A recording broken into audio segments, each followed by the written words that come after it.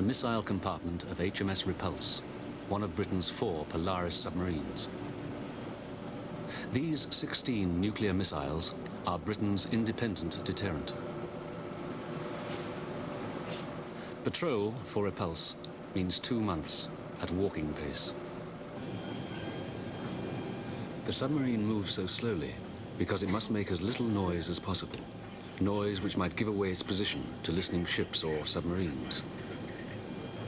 To maintain its value as a deterrent, Repulse must try and remain completely undetected, so it won't surface for the entire patrol, but will hide deep in the anonymous wastes of the world's oceans. John, what have you got this afternoon? It's all very quiet, sir. Just a few fish and the odd whale. No shipping contacts at all, sir. Okay, fine, thank you. The submarine tows a wireless aerial, which floats to the surface and picks up orders from naval headquarters in London. But Repulse's captain, Commander Mike Hawke, should not transmit a single wireless message during patrol. It could give away the submarine's position. Where Repulse goes on patrol is a closely guarded secret, even to most of its 160-strong crew. Our last fix looked quite good. The navigation center, where the submarine's position is displayed, is out of bounds to all but a dozen men.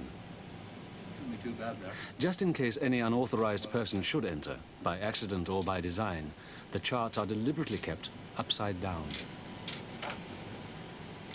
But the truth is that most of the crew don't care which ocean they're in. Their only reality is the artificial limbo of this crowded, steel-grey world. For a submarine, it's a reasonably comfortable world. There are duty-free cigarettes and beer, up-to-date feature films every day and every night, and plenty to eat.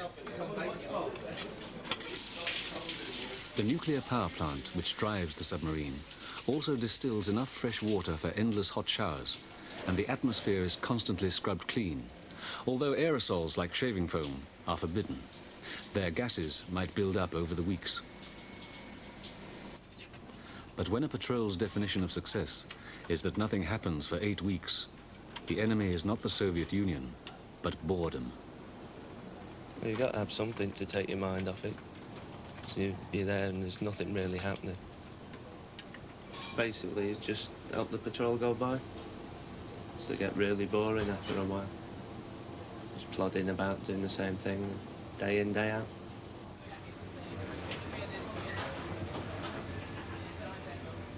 Time drags because if you've got a movie which you say you've seen before, there's nothing else to do. And if you don't like reading a lot of books and that, then you just sit around doing nothing. And that's when you start drifting away, thinking about life at home and that, what you're missing at home. It's just the way of life that you come to accept. You miss your home all the while. You know, you'd be a fool if you didn't say you didn't. You know, you miss your home, your family, your girlfriend, fiance, wife, or whatever. You're missing, you know, you're always thinking of them. Where's the other team? We're in the classics now. Who's that, Cliff Richard? Yeah. Us working in the galley, we see it a lot because we get everybody coming through the counter, you know. I mean, we see it every day. The grumpy ones, you know, until they settle down, like. And then come about week 5, they start getting a little bit edgy, like, because they're all hacked off, like, and they've all done enough at sea, like. And come about week 6, and they're starting to, it all starts to happen, and they'll start thinking about home, and everybody goes into what we call a glaze. We stand in the galley and watch them. They'll sit there and eat half the meal, and then they'll just stare at the bulkhead there, like, you know. We know what they're thinking, like, they're just thinking about getting back, you know. And it's dead funny. I mean, they'll sit there and they'll look at this bulkhead for about 10, 20 minutes, like, you know. They'll go back and they'll realise that their scran's freezing. No, you think, my God, you know, I could be at home now, sitting there having a Sunday dinner. We're actually sitting on board here, 100 foot under the water having your dinner, you know. God knows where you are, miles from anywhere. People will turn around and say, you know, for God's sake, cheer up. You know, you got to cheer up yourself, you know, you got to be cheerful. You just got to knuckle down to it and make it. You got to make it.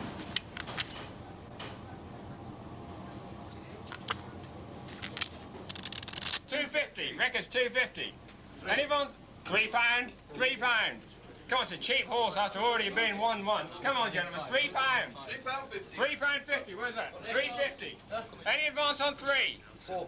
£4. Come on, still a cheap horse. £4. £4.50. Advance £4.50. Good judge. £5.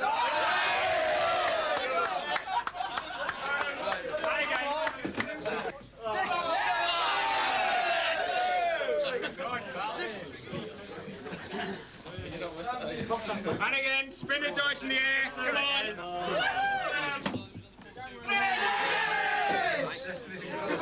You escape from the responsibilities of the bills, the fact that the roof may be peeling off in the last gale. Another £300 bill, but we won't worry about that because I ain't got to worry about it. Let the wife worry about it. You accept it, you really don't want to hear about it. Yeah. So we're very selfish, really. You know, leaving everything for them to do. You take so much for granted. You don't realise how much till they're gone. Just being here and talking to him, discussing the problems. And when they're not here, you worry about it. Whereas if he was here, I could talk about it and he could say, oh, that's nothing to worry about. The first few days are not too good. They're pretty bad because you're missing them. But then after that, you sort of settle into a routine and you just get on with it. Like many wives of Polaris submariners, Dawn Saunders has had to move from her native England to start a new life on the bleak west coast of Scotland, where Repulse is based.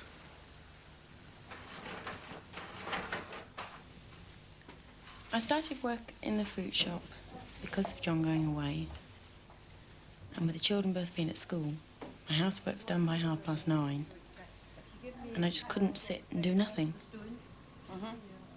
We've got an awful lot of customers. And they're so friendly. You get to know them, know their ways, what they like and what they don't like.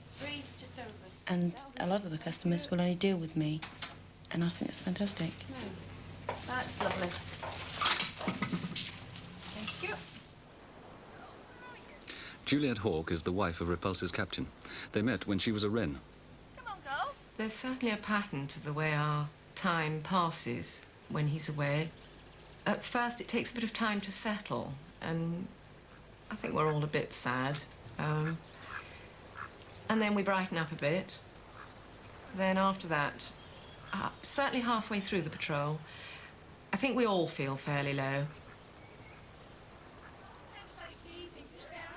It is a lonely time, but I do have quite a lot that keeps me busy. I have 3 children, which inevitably keeps you busy. I also do quite a lot of outside things. I'm on a thing called the Children's Panel, which is rather special to Scotland, rather like being a JP on the children's bench in England. That I find very interesting, and it gives me something else and somebody else to think about, other people with problems. I'm on the local lifeboat Ladies Guild, which obviously keeps me quite busy. Gently. I think one of the worst weeks I've had was getting the 2 girls back to boarding school because the big one had been away for 2 terms, but Katie, the 9-year-old, hadn't been before. And she found it pretty awful, and I did too, although neither of us got upset. They're at school down in Dorset, which is a long way from here. It's a long journey. We set out very early in the morning. It took me 2 days to take them there, drop them, and come back again. And I would dearly have loved to have had Mike here when I got back. That was quite difficult. But they're both very happy where they are. But it's a long way from home.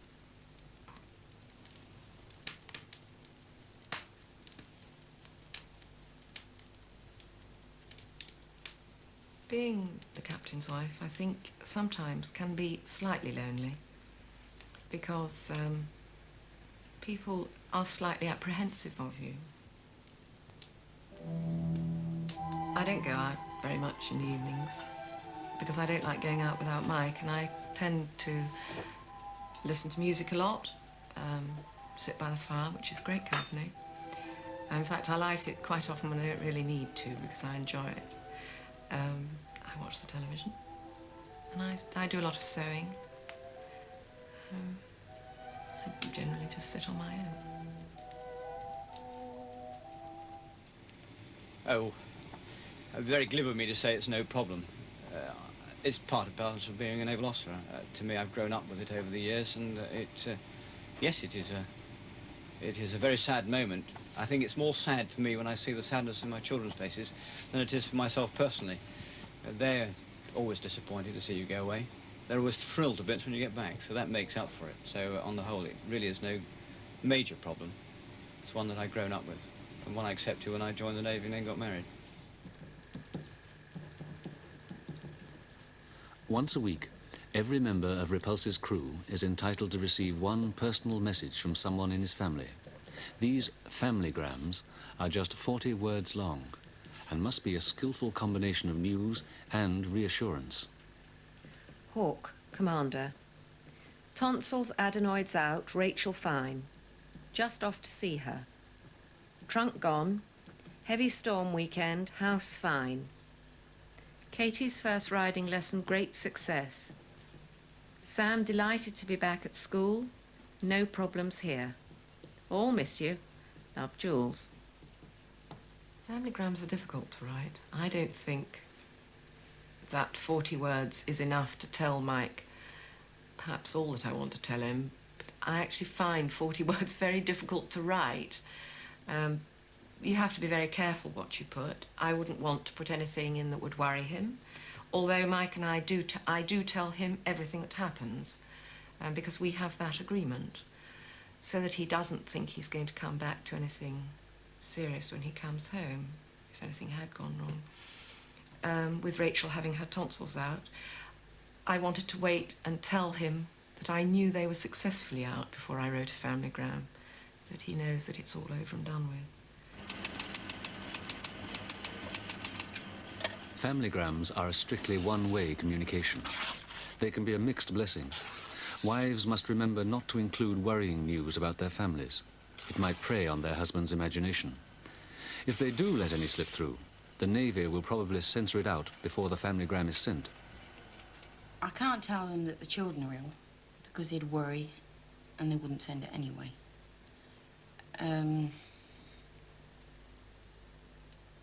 Or any bad news. I can't tell them about that. I try and keep it light, and you can't be lovey-dovey at all. Why not? But I don't like being lovey-dovey in public. Especially when it's read to, you know, it's read out and other people read it before it's sent. And to try and tell him everything that's happened and what you're doing and that the children are well, it's pretty awkward because you want to tell him so much, and you've got to be careful what you write. You've got to cut out the ands and the buts and narrow it down. Saunders, MEMN1. No domestic disasters this week, except mower blew up. Spacers found in pocket. Too late. Dad got to mower first. Lawn looks nice. Roses died in amazement. Having birthday party with 16 assorted brats. Big headache. Love, Dawn.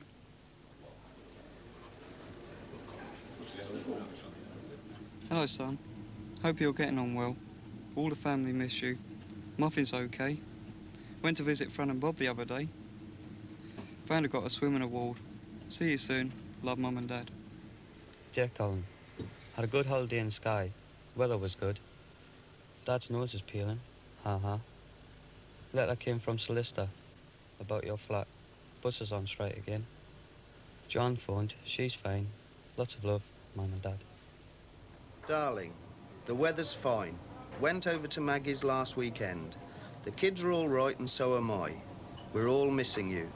Car going in for a service next week. See you soon. Love, Joe.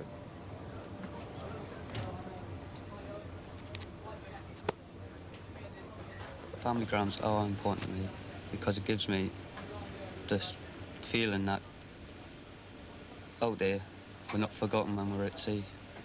You know, in civilization, we're not forgotten. And there's always someone out there thinking about you all the time.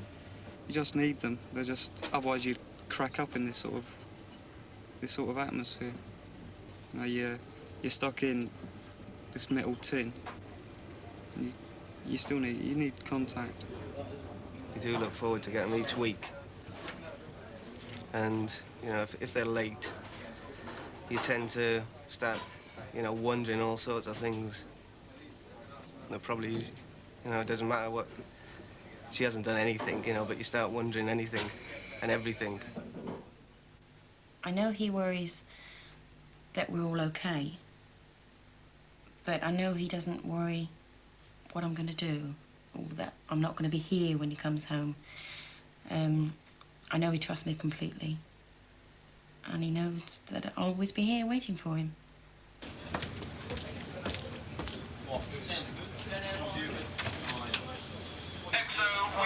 Wireless office. XO wireless office. The signal has arrived from London to fire Repulse's 16 Polaris missiles. That's fire message, sir. Roger. Nav center go. Everyone knows it's only an exercise, but the elaborate procedure is still recorded for analysis later. Mike Reeves is Repulse's senior weapons officer. Opening the safes.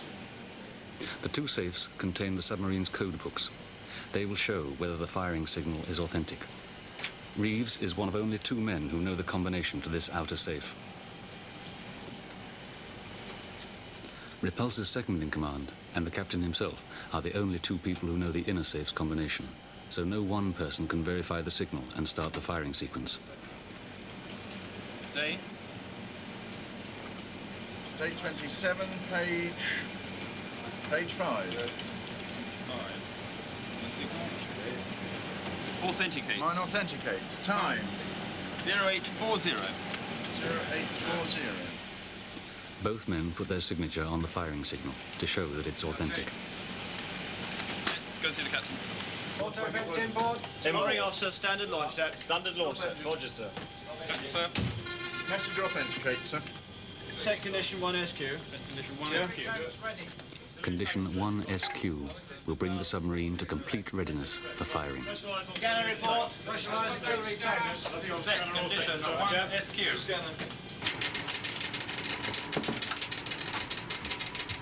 In the missile control room, there's another safe.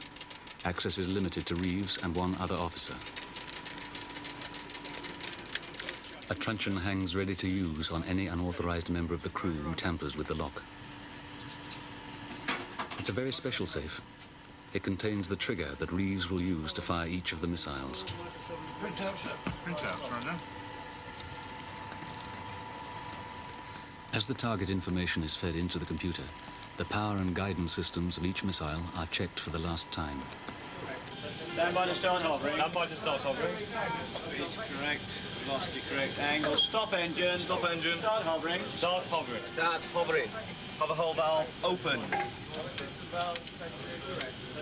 Hovering in auto computer 1. Check control hovering in auto computer 1. No shifts at 1 reset, sir. All missiles spinning, no defects. No defects. 1 shift, Roger. No shift, 1 reset. 1 reset. Printouts are verified. Printouts verified, Roger. Captain's printout. Captain's printout. The missiles are primed and targeted. The submarine is motionless in the water. All that Reeves requires is the final authority. Roger. Captain, sir, weapon system in 1 SQ. Thank you. The weapons officer has my permission to fire. You have permission to fire. Captain's permission to fire, Roger. Permission to fire. Initiate fire, 10, channel 1. Denote 10. Denote 5. Denote 16. The 16 missiles will be fired individually in a predetermined order. Prepare 10. Each missile has multiple warheads, 48 times more powerful than the bomb that destroyed Hiroshima.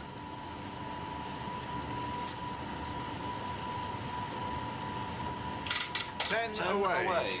Prepare 5. Denote 14.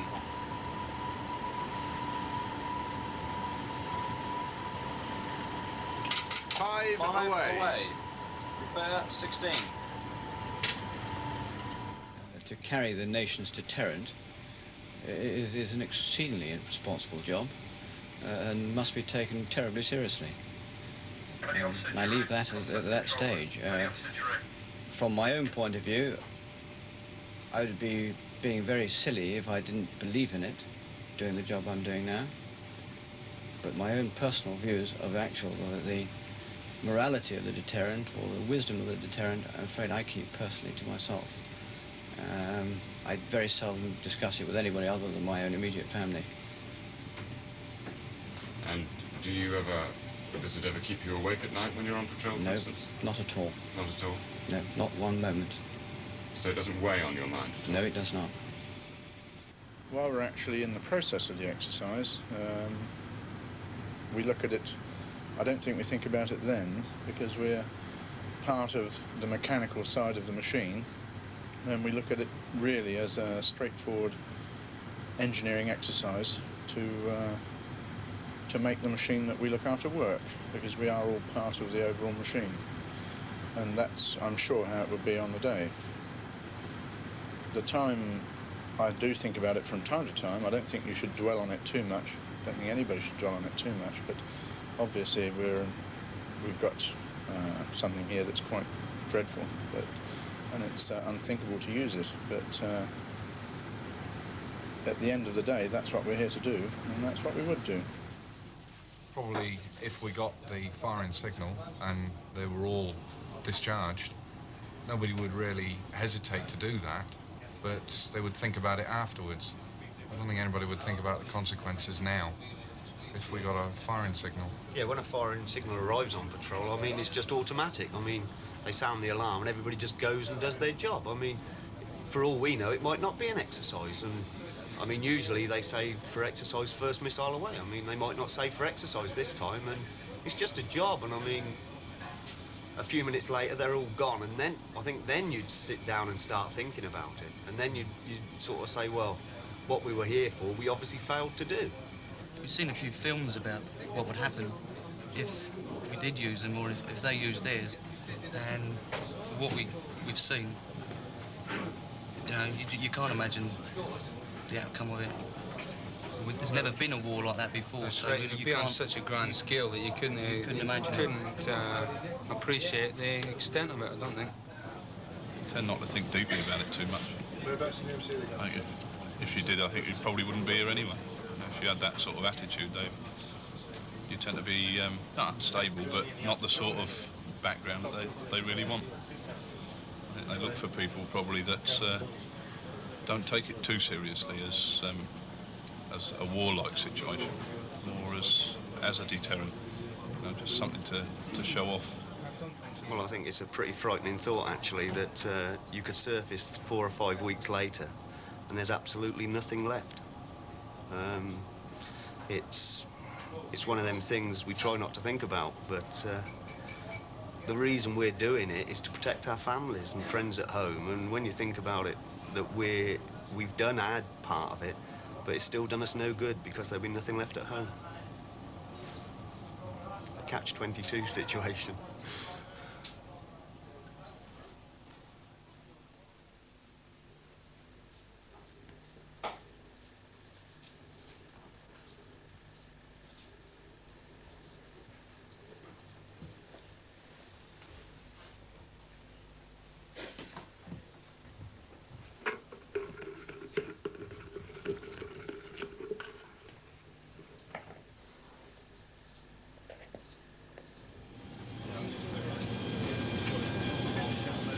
Repulse has returned from its silent patrol. Number 1, surface. Surface, blow forward main ballast. Blow forward main ballast. Blow aft main ballast. Fully open.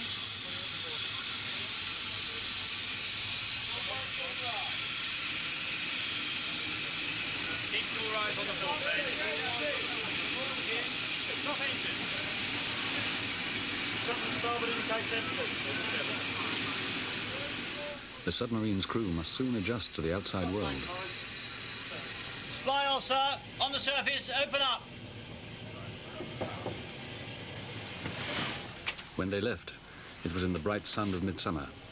They've returned to the damp morning of a Scottish autumn. Their senses will soon be bombarded with unfamiliar sights and sounds and smells.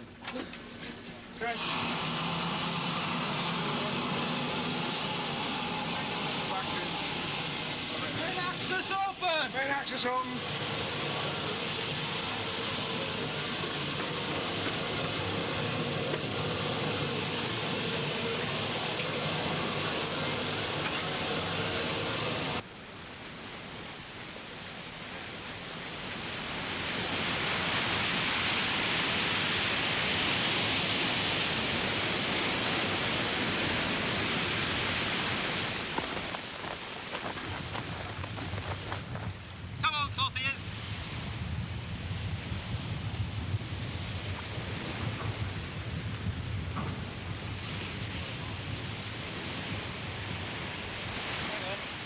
The smell itself, I suppose it's like the difference between beer and wine.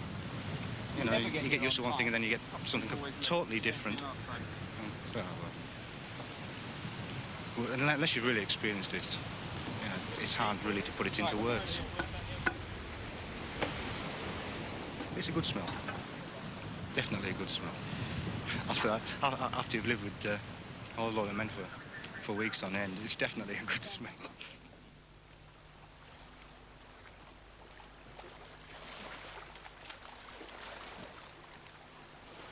I've seen my wife there, that's for sure. And First Lieutenant's wife and the daughter. And the Chief Stoker's wife. Right, another 4 degrees. Yes. Starboard 15. Starboard 15.